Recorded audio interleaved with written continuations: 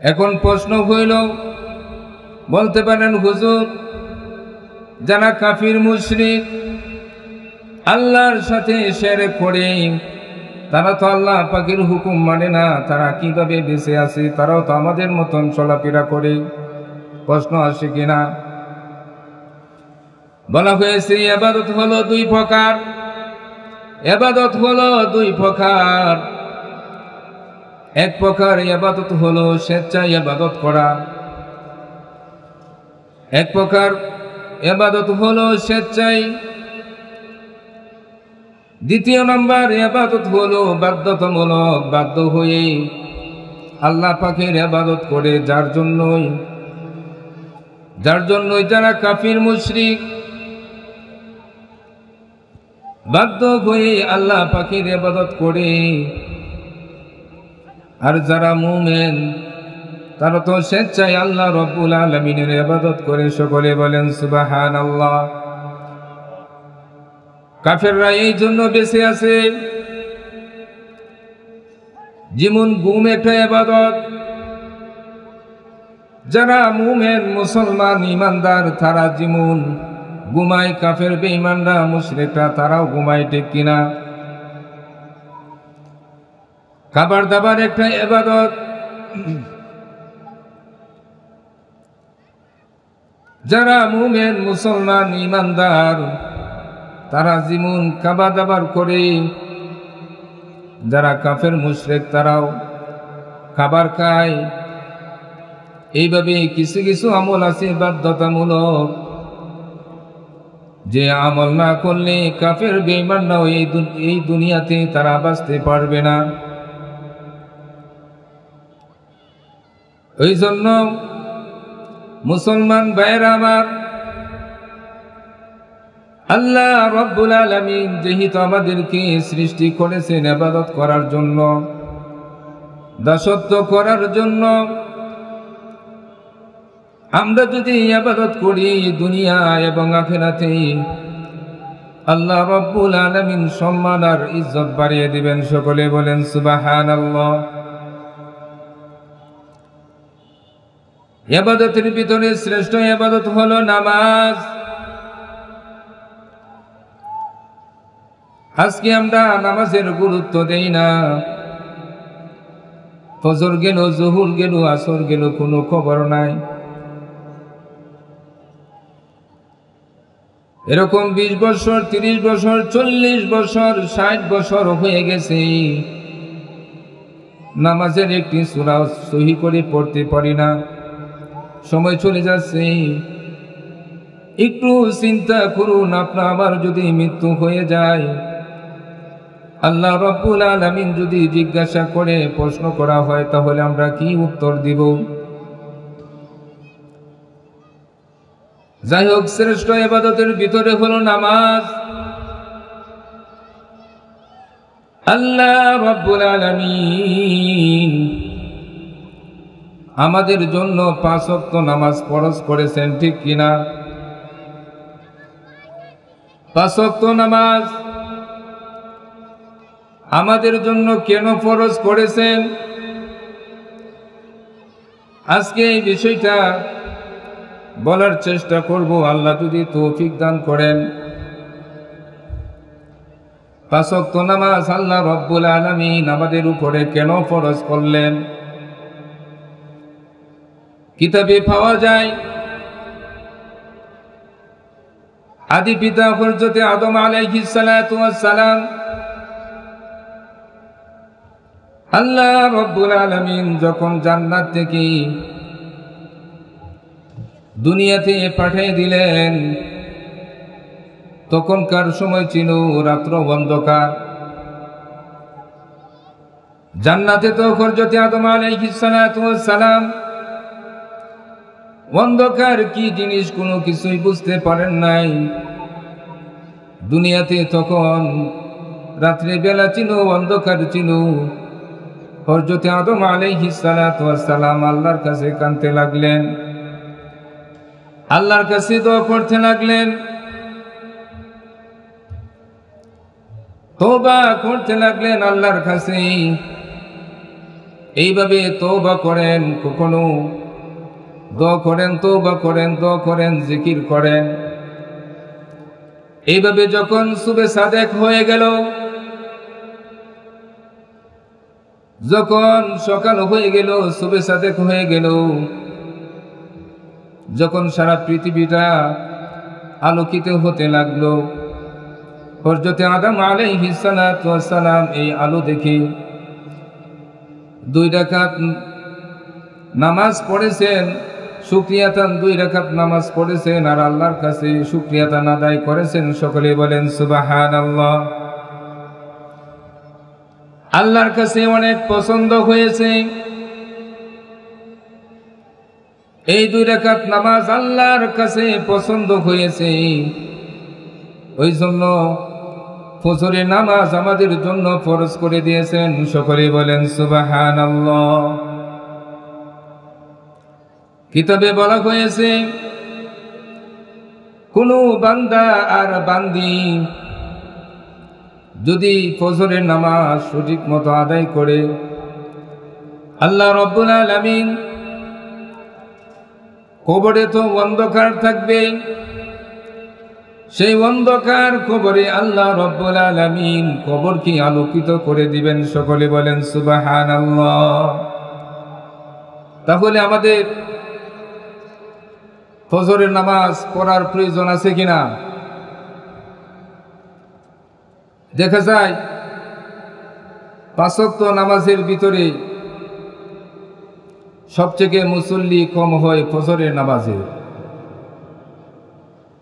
অথচ ফজরের নামাজে নামাজ পড়লে অনেক সওয়াব, আর আমরা ফজরের নামাজে ছেড়ে দিয়ে শয়তানের ধোঁকা পড়ি। অল্প সময়, সংক্ষিপ্ত সময়, সংক্ষিপ্তভাবে আলোচনা করব। এরপরে যে বলা হয়েছে যোহরের নামাজ কি জন্য আমাদের জন্য ফরজ করা হয়েছে। হযরত ইব্রাহিম আলাইহিস সালাতু ওয়াস সালাম বয়স্ক হয়েছেন, কোনো ছেলে সন্তান নাই। সংক্ষিপ্তভাবে বলতেছি, দোয়া করতে করতে হযরত ইব্রাহিম আলাইহিস সালাতু ওয়াস সালাম দোয়া করতেন, আল্লাহর কাছে চেয়েছেন, রব্বি হাবলি মিনাস সালিহিন। এই দোয়া করতে করতে আল্লাহ রাব্বুল আলামিন হযরত ইসমাঈল আলাইহিস সালাতু ওয়াস সালামকে দিলেন। বলা হয়েছে হযরত ইসমাঈল আলাইহিস সালাতু ওয়াস সালাম, সংক্ষিপ্তভাবে বলতেছি, যখন একটু শেন হয়ে গেল, হযরত ইসমাঈল আলাইহিস সালাতু ওয়াস সালামের দিকে যখন বাবার মহব্বত চলে আসলো, আল্লাহ পাকের হুকুম হয়েছে, হে ইব্রাহিম, তোমার প্রিয় জিনিস কি আমার নামে কুরবানি কর। আমরা সকলেই জানি। সংক্ষিপ্তভাবে বলতেছি, হযরত ইব্রাহিম আলাইহিস সালাতু ওয়াস সালাম সন্তানকে কুরবানি দিতে নিয়ে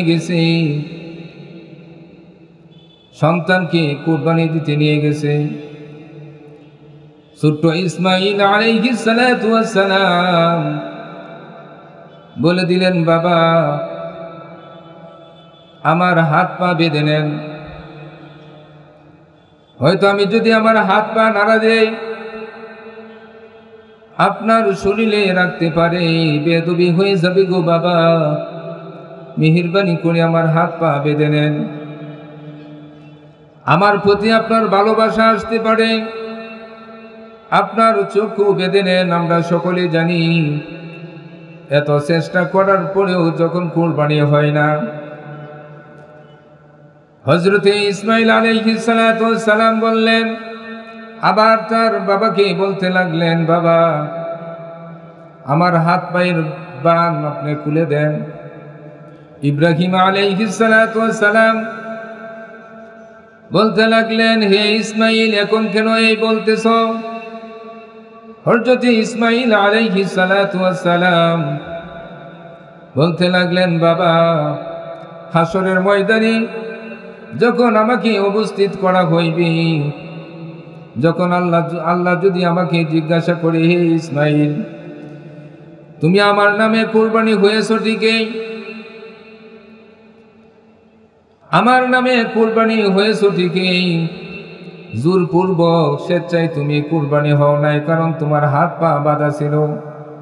বাবা গো, আমার যত কষ্টই হোক না কেন, আমি ধৈর্য ধরে নিব, সবর করে নিব, আমি হাত পাও নাড়াবো না গো বাবা, মেহেরবানি করে আমার হাত পার বাঁধা আপনি খুলে দেন। সকলে বলেন সুবহানাল্লাহ।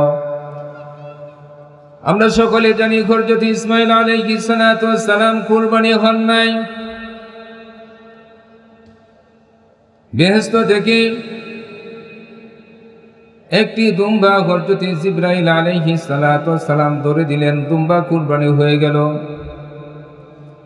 হযরত ইব্রাহিম আলাইহিস সালাতু ওয়াস সালাম তাকে চোখের বাদ যখন খুলে দেওয়া হলো, দেখলেন তার ছেলে কুরবানি হন নাই, দুম্বাই কুরবানি হয়েছে। সকলে বলেন সুবহানাল্লাহ। এই দৃশ্য দেখে হযরত ইব্রাহিম আলাইহিস সালাতু ওয়াস সালাম আর হযরত ইসমাঈল আলাইহিস সালাতু ওয়াস সালাম এই দেখে 4 রাকাত নামাজ শুকরিয়াতা আদায় করেছেন। সেই সময়টা ছিল যুহুরের রক্ত। সকলে বলেন সুবহানাল্লাহ। এই নামাজটা আল্লাহর কাছে অনেক পছন্দ হয়েছে। এই দৃশ্য দেখে আল্লাহ রাব্বুল আলামিন এই সময়টা, এই নামাজটা আল্লাহর কাছে অনেক পছন্দ হয়েছে। ওই জন্য এই উম্মতের জন্য যুহুরের নামাজকে আল্লাহ রাব্বুল আলামিন ফরজ করে দিলেন। সকলে বলেন সুবহানাল্লাহ।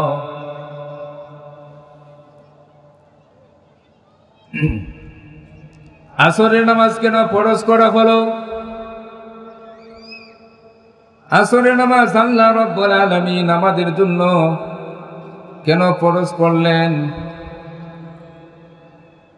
বলা হয়েছে হযরত আইয়ুব আলাইহিস সালাতু ওয়াস সালাম, সংক্ষিপ্তভাবে বলতেছি, হযরত আইয়ুব আলাইহিস সালাতু ওয়াস সালাম তার সন্তান ছিল, ছেলে ছিল হযরত ইউসুফ আলাইহিস সালাতু ওয়াস সালাম। হযরত ইউসুফ আলাইহিস সালাতু ওয়াস সালামকে যখন হারিয়ে ফেললেন, হযরত ইউসুফ আলাইহিস সালাতু ওয়াস সালামকে যখন হারিয়ে ফেললেন, কাঁদতে থাকলেন। এইভাবে সংক্ষিপ্তভাবে বলতেছি, হযরত ইউসুফ আলাইহিস সালাতু ওয়াস সালাম যখন শেন হয়ে গেল, বড় হয়ে গেল, হযরত ইউসুফ আলাইহিস সালাতু ওয়াস সালাম মিশরের মন্ত্রী ছিলেন। হযরত ইয়াকুব আলাইহিস সালাতু ওয়াস সালাম তখন সিরিয়া ছিলেন। যখন আল্লাহ রাব্বুল আলামিন হযরত আইয়ুব আলাইহিস সালাতু ওয়াস সালাম আর হযরত ইউসুফ আলাইহিস সালাতু ওয়াস সালামকে যখন সাক্ষাৎ করালেন, বাবা ছেলে একত্র হয়েছেন, তখন শুকরিয়াতার নামাজ 4 রাকাত নামাজ পড়েছিলেন। সেই ওয়াক্তটা ছিল আসরের ওয়াক্ত। সকলে বলেন সুবহানাল্লাহ। আল্লাহর কাছে অনেক পছন্দ হয়েছে। সেই সময়টা ছিল আসরের ওয়াক্ত। আল্লাহ রাব্বুল আলামিন তাদের এই নামাজকে পছন্দ করলেন, আর এই উম্মতের জন্য আল্লাহ রাব্বুল আলামিন আসরের নামাজকে ফরজ করে দিলেন। সকলে বলেন সুবহানাল্লাহ। মাগরিবের নামাজ কেন ফরজ করা হলো? মাগরিবের নামাজ কেন ফরজ করা হলো? বলা হয়েছে হযরত ইউনূস আলাইহিস সালাতু ওয়াস সালাম, হযরত ইউনূস আলাইহিস সালাতু ওয়াস সালাম আমরা সকলে জানি, যখন মাছের পিঠে চলে গেলেন, তখন আল্লাহর কাছে দোয়া করতে লাগলেন, লা ইলাহা ইল্লা আনতা সুবহানাকা ইন্নী কুনতু মিনাজ জালিমিন। এই আয়াত পড়তেছিলেন, এই আয়াতের মাধ্যমে আল্লাহকে ডাকতেছিলেন। অনেক কিতাবে বলা হয়েছে যে মাছের পেটে 40 দিন ছিলেন। যখন মাছের পেট থেকে আল্লাহ রাব্বুল আলামিন হযরত ইউনূস আলাইহিস সালাতু ওয়াস সালামকে মুক্তি দান করলেন, হযরত ইউনূস আলাইহিস সালাতু ওয়াস সালাম শুকরিয়াতান 3 রাকাত নামাজ পড়লেন। সকলে বলেন সুবহানাল্লাহ। 3 রাকাত শুকরিয়াতান নামাজ পড়লেন। সেই নামাজের সময়টা হলো মাগরিবের ওয়াক্ত।